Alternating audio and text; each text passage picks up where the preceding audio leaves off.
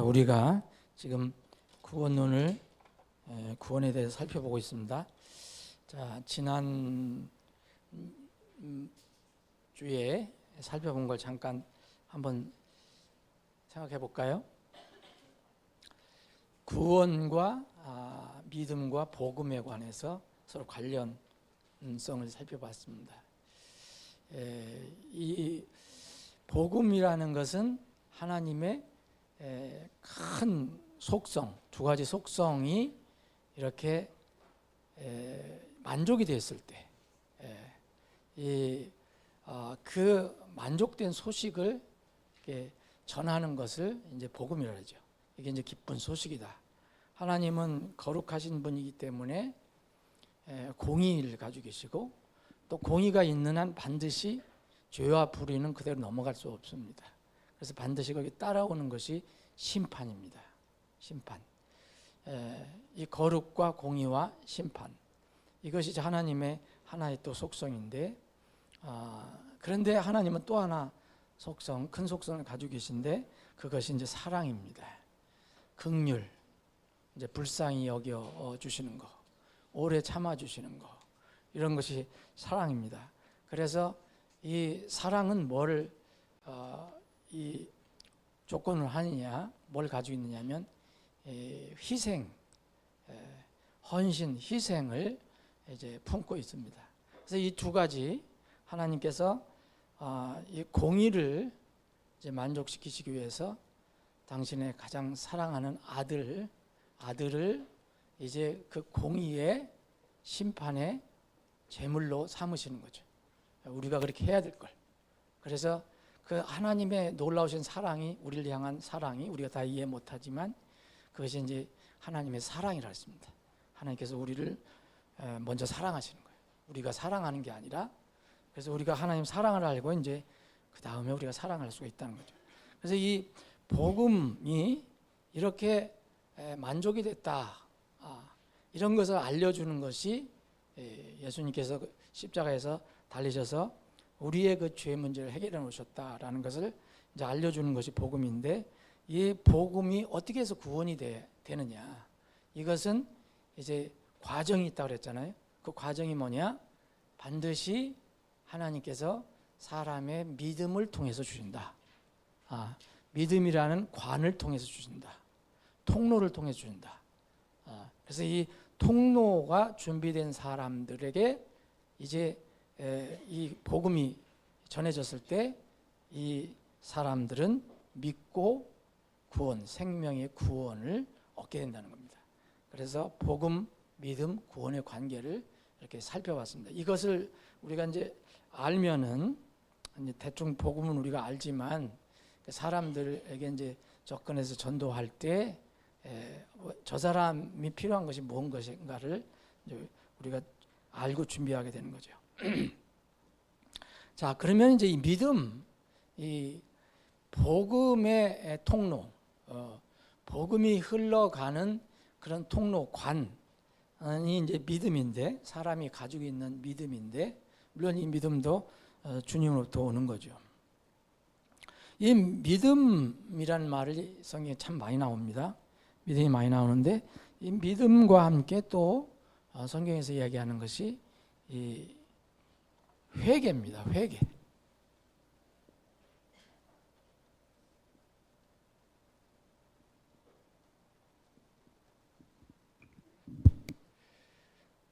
성경에서는 믿어라, 그리고 회개하라, 이런 말을 참 많이 씁니다. 그럼 회개하고 믿음이 뭐냐? 이 회개라는 것은 이제 영어로는 repent라고 그러는데, 이거는 이제 believe고요. 그럼 믿어라, 회개하라, 이게 무슨 차이가 있느냐? 분명히 단어도 틀리고 내용도 틀립니다. 근데 이것은 결국은 하나가 됩니다.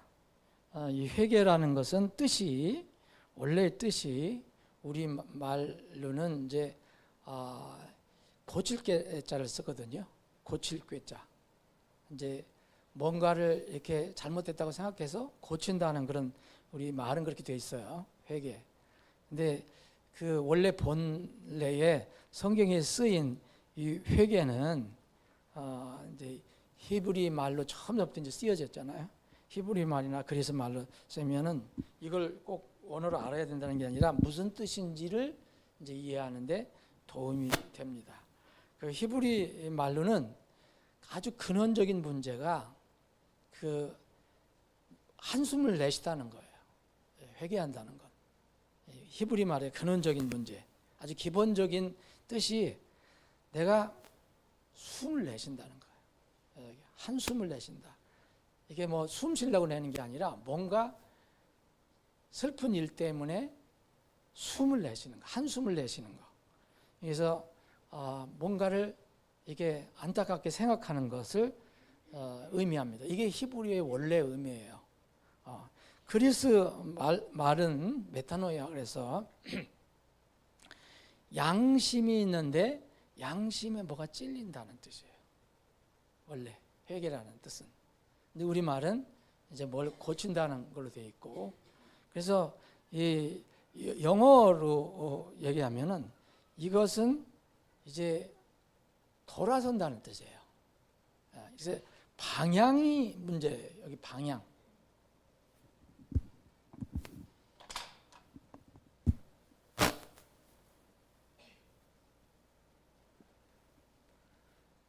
회개는 방향을 전하는 걸 의미합니다.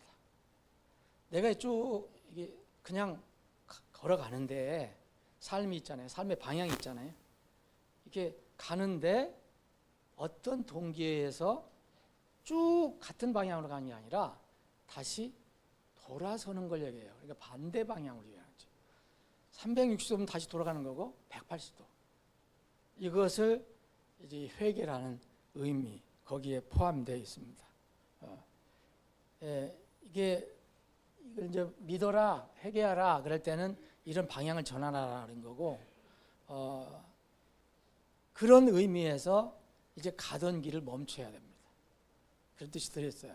히브리 말에 한숨을 내쉬고 가던 길을 멈추는 거예요.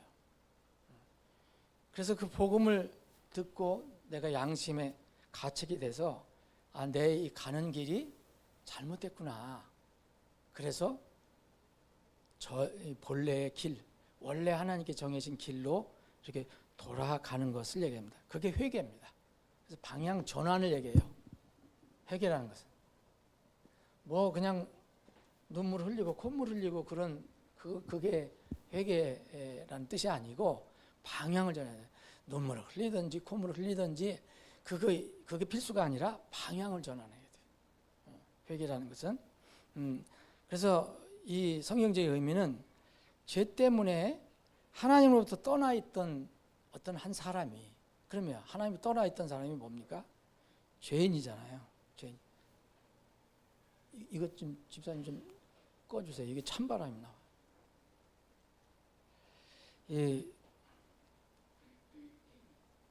하나님부터 떠나 있던 죄인이 이렇게 내가 방향 이렇게 가는데 뭔가 이게 문제가 있어. 잘못됐구나. 그래 참 깊은 한숨을 내쉬고 다시 방향을 전환해서 반대 방향으로 가는 것. 그런데 성경에서는 여러분 세상에서는 이런 게 있어요. 개과천선도 있잖아요. 후회도 있잖아요.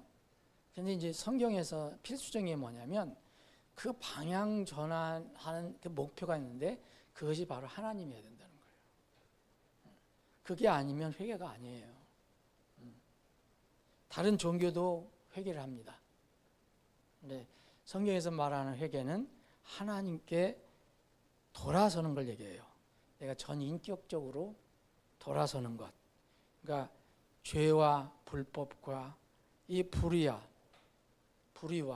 또 이 세상에서 뭔가를 내가 이제 알게 돼서 하나님 향해서 돌아서는 것이 회개라는 뜻입니다. 그래서 예수님께서 회개하라, 하늘의 왕국이 가까이 왔다 이렇게 말씀하실 때 무슨 뜻인지 이제 아시죠? 단순히 뭐를 그냥 자기의 잘못된 것을 그냥 회개하라는 게 무슨 죄 짓는 것 잘못된 걸 이렇게 해라는 그런 뜻이 아니라 하나님께 돌아서라는 거죠. 하나님께 돌아서. 그래서 이것은 전 인격적으로 돌아서는 것을 얘기합니다. 이렇게 되면은 이제 반드시 이제 진정한 회개는 적든 크든 열매가 나오게 돼 있어요. 성경의 가르침입니다. 진정한 회개가 어떤 것인가. 비성경적인 그런 회개도 성경에 많이 기록을 하고 있어요. 참된 회개도 기록하고 있고 비성경적인 회개. 이 비성경적인 회개는 우리가 판단하기에는 그런 것 같은데 아닌 경우를 얘기합니다. 예를 들어서요. 파라오는 몇 번 여러분 돌이켰습니까? 여러 번 돌이켰거든요. 자기가 죄를 졌다까지 얘기를 해요. 그런데 하나님께 돌아선 게 아니에요. 진정으로 뉘친 게 아닙니다. 발람도 마찬가지. 뭔가 잘못했다고 느꼈는데 하나님께 돌아서질 않았어요. 이게 문제입니다.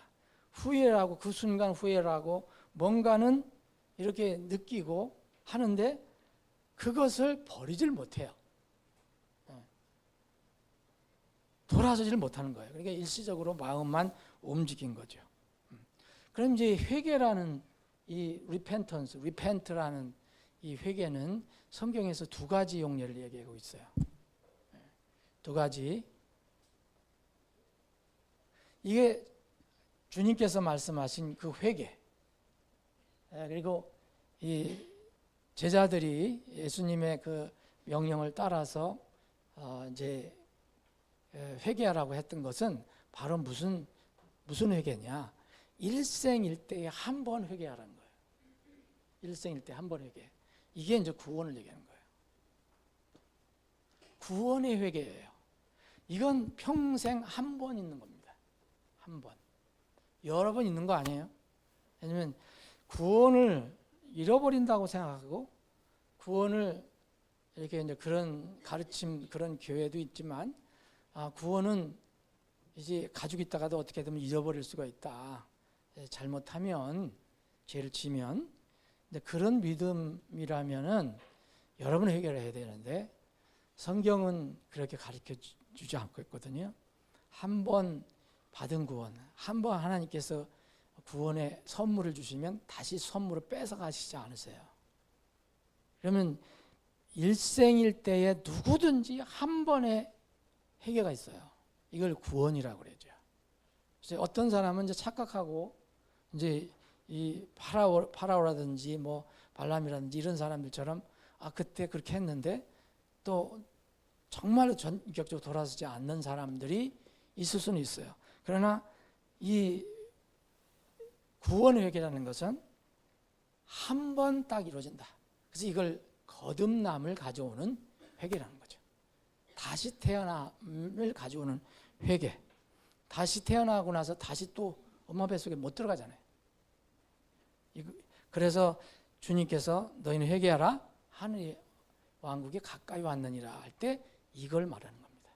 일생일대에 한 번 돌아서는 거, 하나님께 돌아서는 거. 이 이제 사도행전에서 보면 사도들이 이제 복음을 전하는 그런 내용을 기록한 사도행전을 보면 회개해서 그럼 회개해서 뭡니까? 회개해서 죄들의 사면을 얻어라 이렇게 얘기죠. 회개해서 죄들의 사면을 얻어라. 너희가 전에는 자 이제 회개라는 것은 하나님께 돌아가서는 걸 말하는 거죠. 성경적인 회개는 방향을 전하는 거예요. 그래서 이 베드로전서 2장 25절을 보면 이런 말씀이 있어요. 이는 너희가 전에는 길 잃은 양 같았으나 지금은 너의 혼의 목자와 감독이신 분에게 돌아왔다. 그죠? 저래서 막 길을 잃고 막 엉뚱한 방향으로 가고 있었는데 뭔가 복음을 듣고 내가 결단을 해서 내 혼의 목자 감독이신 그 하나님께 돌아오는 거예요. 이것을 구원 회개라고 합니다. 여러분들은 평생 한 번 구원의 회개를 가지고 계신 거예요. 그때가 언제인지 굳이 몰라더라도 분명히. 자, 그 다음에 성경에서 또 이게 성경을 배울 때 이게 혼란스럽고 착각하지 말아야 할 게 있어요. 또 하나는 삶에서 나타나는 회개가 있어요. 이건 생활이라고 하죠.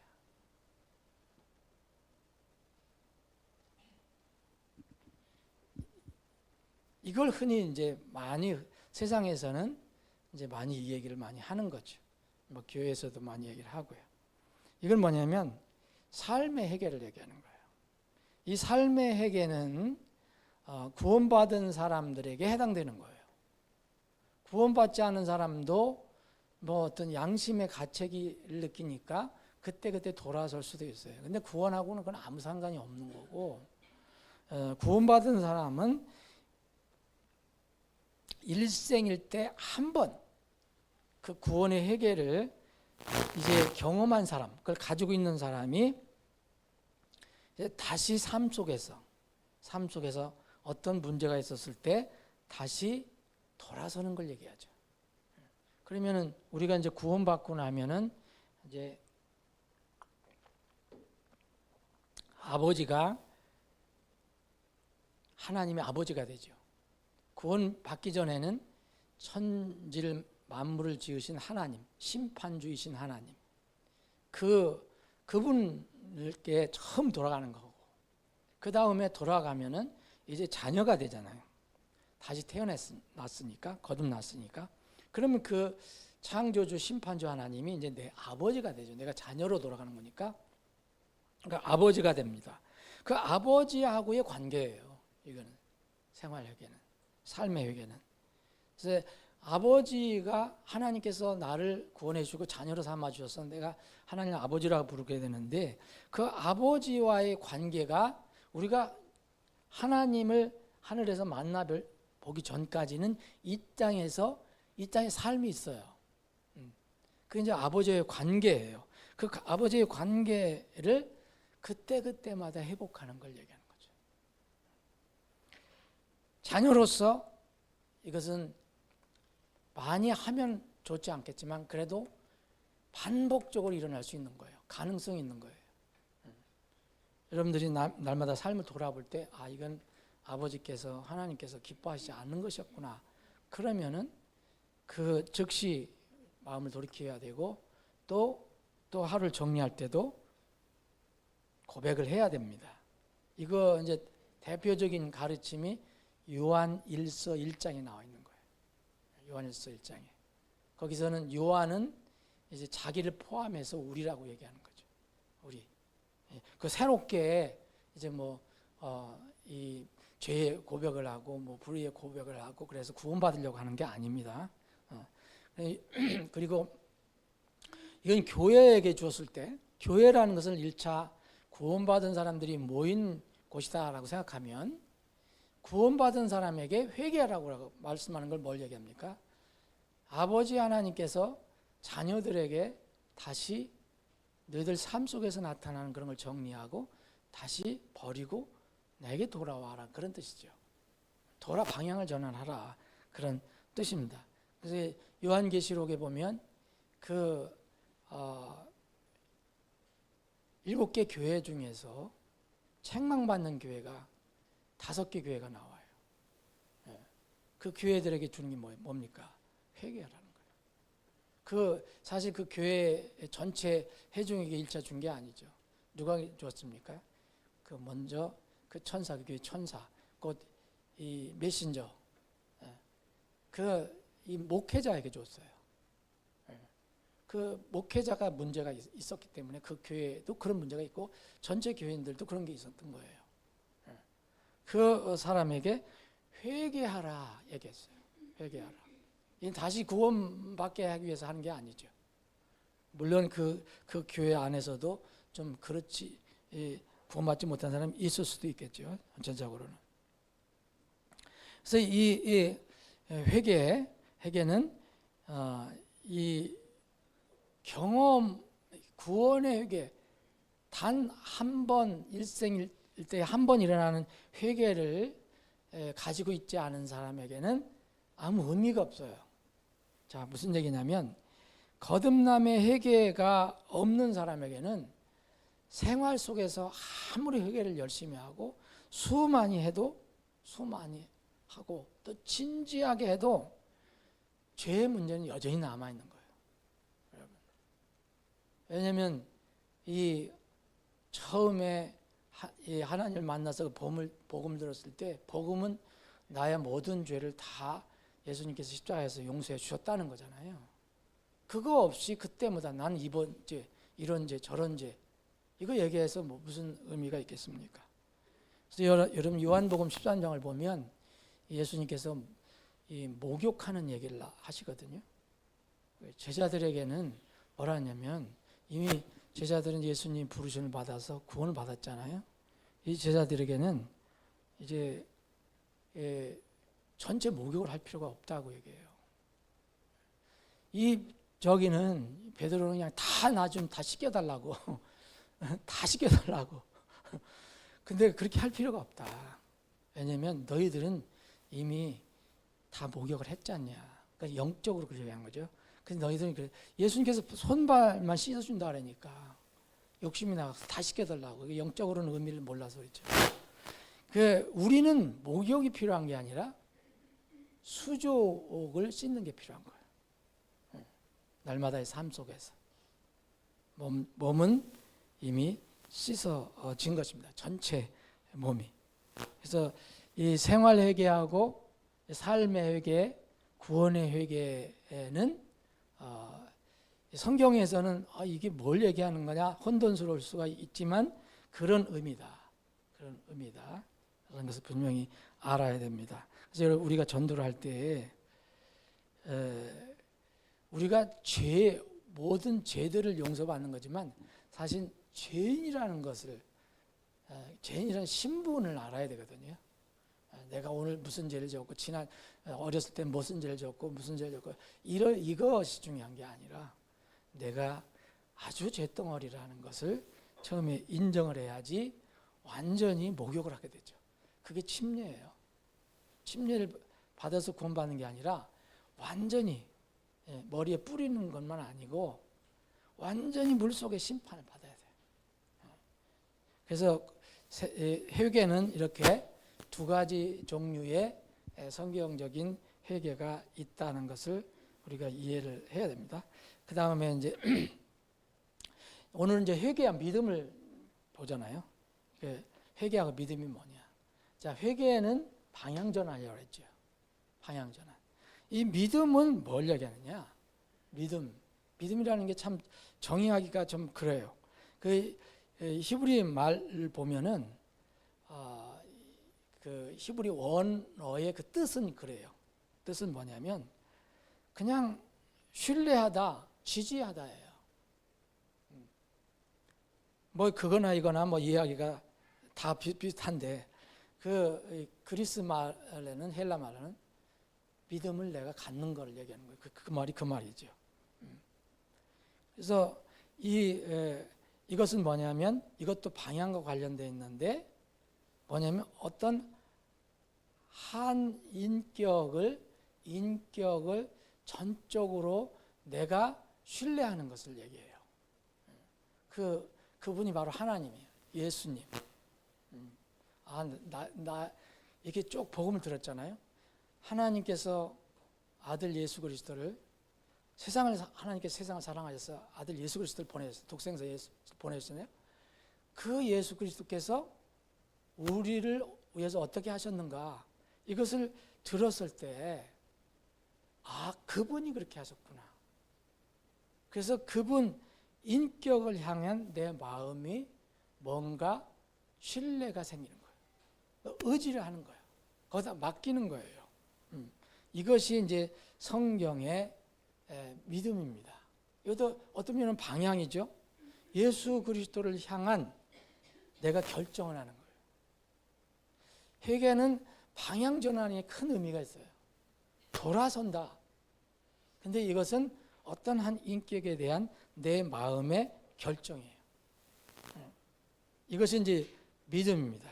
그래서 이제 신뢰하다라도 쓰고 영어로 뭐 trust라는 말도 쓰고 하는데 이 믿음은 믿음의 대상의 존재, 그분이 있다 이것뿐만 아니라 그분의 무엇을 하셨는가? 그분의 인격과 그분의 사역을 신뢰하는 걸 얘기하는 거예요. 이렇게 내가 풀어서 말씀드려서 복잡한 것 같지만 이거 간단한 겁니다. 여러분 복음을 전할 때 그런 사람도 있거든요. 하나님께서 내 죄를 다 용서해 주셨대. 물론 그것도 사실이에요. 근데 중요한 것은 하나님과 예수님이 그렇게 하셨다는 걸 믿는 거거든요. 그리고 어떤 사람들은 어떤 사실만 믿어서 인격적으로 못 믿는 사람이 있어요. 그런 사람들이 있습니다. 종종. 그래서 특히 이제 우리나라의 어떤 이 이단 파는 그걸 강조하기 때문에 문제가 있는 사람들이 생기는 거예요. 내 죄가 다 끝났대. 내 죄가 다 용서받았대. 그것만 강조를 하는 거예요. 근데 그 죄를 끝난 것도 믿지만 누구를 믿느냐면 그 죄를 끝내기 위해서 무슨 일을 어떻게 하셨는가, 어떤 분이 이렇게 하셨는가, 그걸 믿는, 그게 빠져버리는 거예요. 그러니까 그분이 나중에 그분이 없으니까 이제 그 사실만 가지고 삶이 헝클어져요. 삶이 없어요. 이거는 이 생명의 복음이라고 볼 수가 없습니다. 그래서 그분의 인격과 사역을 전적으로 신뢰하는 걸 얘기하는 거예요. 그래서 이거를 잘 가르쳐 주는 것이 이제 야고보서 2장 19절 말씀이에요. 이 마귀가 하나님을 믿어야 믿어요. 믿습니다. 어떤 면으로 믿느냐? 하나님이 계시다는 걸 믿어요. 그 야고보서 2장 19절 내가 하나님이 계시는 것을 믿으니 잘하는도다. 이제 야고보가 편지를 쓴 어떤 사람들 중에 한 사람 얘기하는 거겠죠. 근데 뭐라 하냐면 너도 그렇게 믿는데 전혀 너희 삶에 변화가 없구나. 야고보서가 그 얘기거든요. 근데 마귀도 하나님을 믿고 떠느니라 그랬거든요. 이 마귀는 떨기라도 하지. 그런 사람은 떨지도 않아요. 하나님 믿고도 막 살아. 네. 근데 마귀는 믿고 떠느니라 그랬잖아요. 이건 구원이 아니에요. 그래서 이 믿음이 진정한 믿음이라는 게 뭐냐 이거예요. 진정입니다. 유효한 믿음은 지난주에 우리 공부한 것처럼 믿음의 원천은 머리가 아닙니다. 마음입니다. 물론 이거를 또 분간하기 어려울 수도 있어요. 그리고 제3자는 전혀 몰라요. 이거를. 저 사람이 마음으로 믿는지 믿음으로 믿는지 그 순간은 전혀 몰라요. 나중에 지나고 보면 우리가 조금 추측을 할 수 있는 거예요. 그러나 그 완전하게 알 수 있는 분은 오직 하나님입니다. 근데 성경은 머리에 지식으로 믿지 마라. 그러니까 예수가 우리 죄를 다 끝냈다. 지식도 필요해요. 지식이 필요하죠. 근데 지식을 끝나면 안 돼요. 지식이 머리에서 이 가슴으로 내려와야 되죠. 이걸 마음이라고 그러죠. 하트라고 그러죠. 이 머리에만 머무른 사람들이 성경에 꽤 많이 나와 있잖아요. 가슴으로 얻는 어떤 영적인 경험을 우리는 바로 믿음이라고 합니다. 마음으로 믿는 거예요. 그래서 잠언 4장 23절에 보면 믿음 이제 열심을 다하여 내 마음을 지키라 했잖아요. 머리를 지키라고 그러지 않았습니다. 열심을 다하여 내 마음을 지키라. 이런 생명의 산출물이 거기서 나오기 때문이라 했어요. 마음이에요. 이거는 이제 이제 본인은 알아요. 본인은 믿을 때.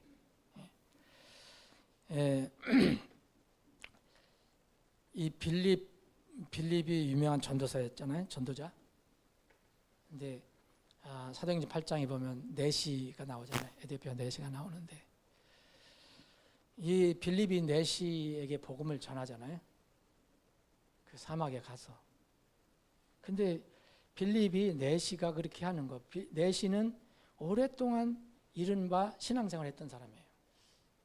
왜냐하면 그 에디오피아에서 사는 사람인데 그 먼 이 예루살렘까지 명절 때마다 중요한 명절 때마다 왔다 갔다 하는 사람이에요. 그럼 그 정도로 보면 굉장히 신실한 어떤 종교인이에요.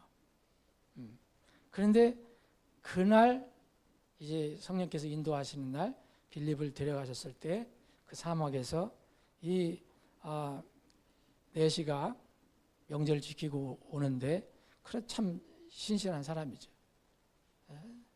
그냥 무슨 팝송 듣고 온 게 아니라 K-팝 듣고 온 게 아니라 뭘 읽었어요? 성경을 읽었어요. 사막에서 이사야서 53장을 읽고 있었어요. 그런데 이해를 못하는 거예요. 그랬을 때 이 빌립을 하나님께서 보내주셨어요. 성령께서. 그래서 너 읽는 것을 깨닫느냐? 못 깨닫겠다. 뭔 잘 모르겠다. 그래서 거기서 가르쳐 주잖아요. 바로 그 이사야 53장 그분이 바로 너를 위해서 죽으신 바로 예수님이라는 것을 이제 알려주셨습니다. 그러니까 이 내시가 그때 비로소 믿고 구원받은 거예요. 그 얼마나 수십 년 동안 이른바 요새는 기독교 생활, 그때는 유대인 종교 생활. 근데 그날 구원받은 거거든요. 그날. 그런데 그때 뭐라 하냐면 빌립이 그렇게 성령 충만한 사람이었지만 이 내시의 마음은 몰라요. 정확히 알 수가 없어요. 이건 알 수 있는 사람은 하나님밖에 몰라요. 본인하고. 그래서 이 내시에게 뭐라고 했냐면 난 침례를 받고 싶다. 그러니까 이 빌립이 뭐라냐면 이제 묻잖아요. 너 마음을 다하여 믿느냐? 마음으로 정말 믿느냐? 마음을 다하여 믿느냐? 그랬더니 이제 그때 고백을 해서 이제 침례를 줍니다. 이게 이런 게 믿음이에요. 이게 진정한 믿음이에요. 그러면 회개도 해야 되고 믿도 해야 되고 그래야 된다는 얘기입니까? 그럼 회개와 믿음은 뭡니까? 이거는 절대 분리 불가능한 거예요. 이건 떨어질 수가 없어요. 이거는 갈라질 수가 없어요. 항상 붙어 있어요. 이거는 하나님께서 우리에게 주신 분리할 수 없는 은혜입니다. 만약 우리에게 믿음을 주셨다면 우리에게 회개할 힘을 주신 거예요. 우리에게 회개할 힘을 주셨다면 우리는 믿을 수 있는 그런 은혜를 받은 겁니다. 사도행전 20장만 제가 한번 읽어볼게요. 사도행전 20장.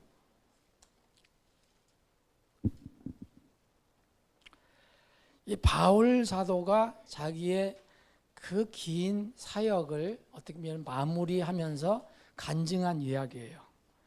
21절 보면 유대인들과 그리스인들에게도 하나님을 향한 회개와 하나님을 향한이 나오죠. 회개와 우리 주 예수 그리스도를 향한 믿음을 증언했느라.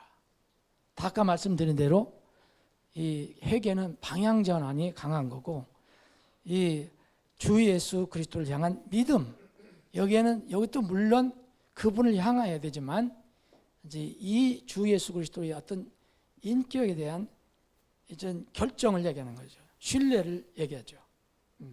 그럼 이게 하나님을 향한 회개와 주 예수 그리스도를 향한 믿음을 증언했다고 그랬잖아요. 근데 바울 사도는 어느 때는 믿으라 그랬고요. 어느 때는 회개하라 그랬어요. 그러면 이게 무슨 얘기입니까? 이것은 떨어질 수가 없다는 거예요. 자, 그래서 이런 결론이 납니다. 만약 여러분들이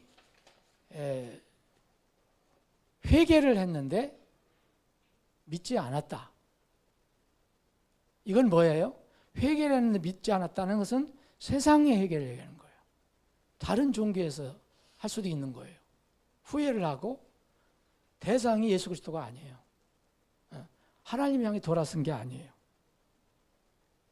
이 회개는 하나님께 죄로부터 돌아서서 그 현상에서 돌아서서 하나님께 돌아가는 것을 얘기하잖아요. 하나님 향해서. 그리고 믿음은 그 예수 그리스도를 인격적으로 믿는 거잖아요. 그런데 회개를 했는데 안 믿는다. 이건 성경적으로 불가능해요. 진정으로 회개했다면 진정으로 믿는 겁니다. 그리고 진정으로 믿는다면 진정으로 회개한 거예요. 회개하는데 나 믿지는 않겠어요. 이거는 있을 수가 없어요. 이런 경우 없어요. 나 예수님을 믿는데 나는 회개하지 않습니다. 이것도 없어요. 이건 다 가짜예요. 그래서 이 현대 교회에서의 이 회개 교리가 많이 이게 변질이 됐습니다. 믿음과 회개를 분리하려고 해요. 특히 이제 믿음을 은혜를 강조하는 사람들이 믿는 것이지 회개하는 것. 회개하는 죄를 버리고 돌아간다. 그건 또 행위라고 얘기를 해요. 그래서 아주 그렇게 이상하게 얘기하는 분들이 있어요. 그게 성경을 믿는 사람들 중에서 있거든요. 이게 러크만주의에서도 있어요. 그렇게 믿는 사람들이. 이거는 성경적으로 정말 문제가 있는 거예요. 믿음과 회개는 분리가 안 됩니다. 지금 사도행전 20장에 있는 것처럼. 그래서 이 믿음 강조해야죠, 당연히. 예. 당신 믿을 거야, 안 믿을 거야? 믿는다. 근데 이 믿음이라는 게 돌아섬도 얘기해야 되는 거거든요. 근데 이 진정한 회개 없는 그냥 말로만 고백하는 사람들이 그렇게 많이 나타나는 거예요. 복음을 잘못 전하면 그렇게 됩니다. 그리고 회개의 의미를 왜곡하고 오용하는 게 많아요. 아까 같은 생활 회개하고 구원 회개를 막 뒤섞어서 어떤 건지 몰라요. 여기서 이제 회개 문제에서는 또 원죄, 자범죄 문제가 나오고, 나는 이제 그 원죄는 다 회개를 했는데 자범죄는 또 해야 된다. 자범죄는 누구와의 관계예요? 아버지와의 관계예요. 아버지와 관계. 우리 그리스도인들이 해당되는 거예요. 구원받지 않은 사람들은 의미가 없어요. 생활에 어떻게 조금 나아지는 것도 있을 수 있겠지만. 그래서 이 회개와 믿음은 절대로 분리가 불가능하다. 그러면 믿음과 행위를 연결해서 한번 보세요. 믿음 그리고 행위. 이거는 하나님께서 우리에게 주시는 분리 불가능한 이제 은혜예요. 은혜. 근데 이거는 뭐냐? 분리 불가능한 인과예요.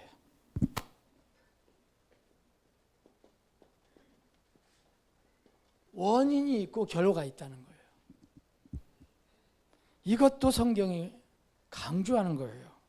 분리될 수가 없어요,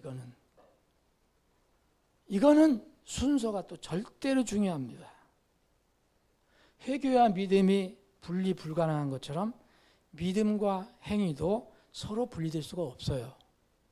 우리는 처음에 행위를 복음을 전하지 않죠. 그런데 어떤 사람이 진정으로 받아들이면 이게 나온다는 거예요. 이건 반드시 결론으로 나와요.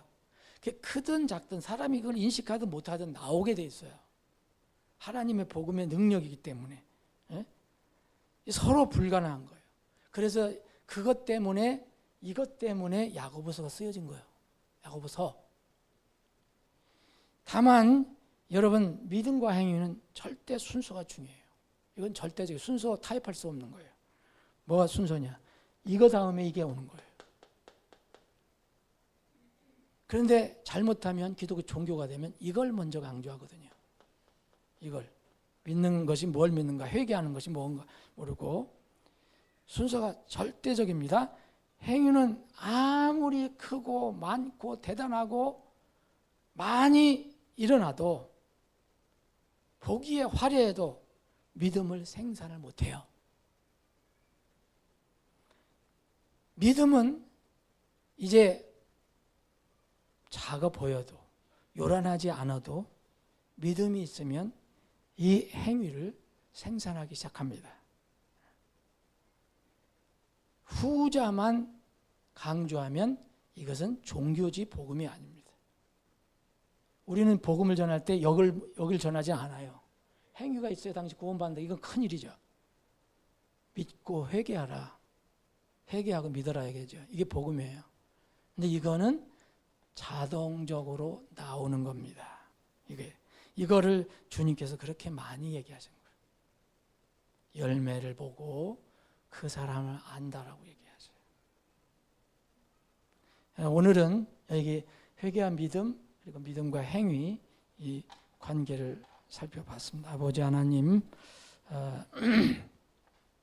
저희들이 이번 달 전도 초청의 달을 맞이해서 저희들이 구원론을 살펴보고 있습니다. 주님, 오늘 믿음과 회개와 믿음 그리고 믿음과 행위의 관계를 저희들이 살펴봤습니다. 주님, 우리는 진리를 알고 있습니다. 근데 아직도 진리를 알지 못하는 사람들이 주위에 많이 있습니다. 이들에게 성경적인 바른 진리를 잘 전할 수 있도록 저희들에게 이 영적인 지식을 잘 무장할 수 있도록 인도해 주시옵소서. 거룩하신 예수님의 이름으로 기도합나이다. 아멘.